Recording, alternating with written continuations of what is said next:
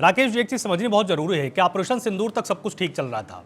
उस दिन जब ऑपरेशन सिंदूर जारी था, आप लगातार मेरे साथ रात में जुड़े हुए थे, लगातार आप भी उसमें अपना विश्लेषण कर रहे थे। उसके बाद से डोनाल्ड ट्रंप के जो सुर बदले हैं, क्या ये वास्तव में सिर्फ पाकिस्तान की तरफदारी है, या कहीं ना कहीं अब डोनाल्ड ट्रंप ये समझने लगे हैं कि अगर भारत को बाजार के रूप में प्रयोग करना है तो थोड़ा सा दबाव बनाना ही पड़ेगा, और उसके चलते अमेरिका वो गलती कर बैठा जो गलती उसको नहीं करनी चाहिए थी, और ये समझ में शायद 27 जनवरी को अमेरिका को आ भी जाएगा। आपको इसमें क्या लगता है? ये बिल्कुल आपकी बात बिल्कुल सही है। बेसिकली जो डोनाल्ड ट्रंप की जो स्ट्रेटजी है वो अलग किस्म की है, क्योंकि ये बिजनेसमैन है। बिजनेसमैन के सामने एक ही लक्ष्य होता है कि मुझे पैसा कहां से आएगा।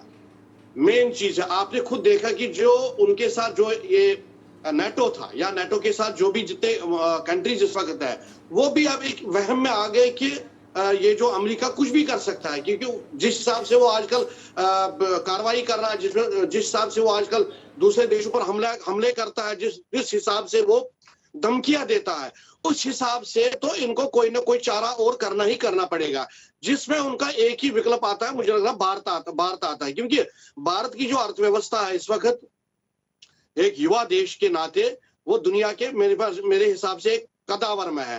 तो इसके बगैर कोई चारा नहीं है, और भारत को भी इस वक्त एक बहुत अच्छी अपॉर्चुनिटी है। अगर इस वक्त ये 27 देश आ रहे हैं सामने, तो उनका बिल्कुल दिल खोल के उनका स्वागत करना चाहिए, क्योंकि ये लिमिटेड डील नहीं रहेगी।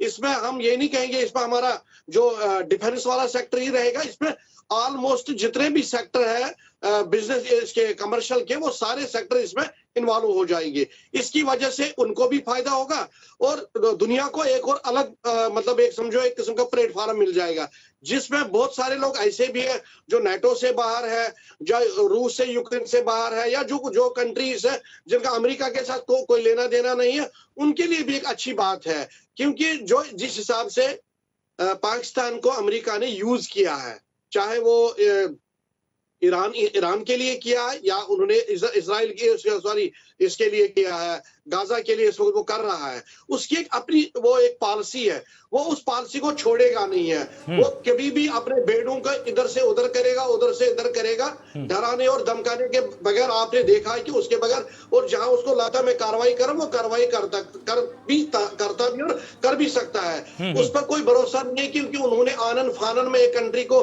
हमला करके वहां के राष्ट्रपति और उसको भी रातों रात उठाया है। तो इसीलिए इस वक्त जो बाकी कंट्रीज है, खासकर जो यूरोपियन यूनियन है, उनके लिए एक अच्छा मौका है।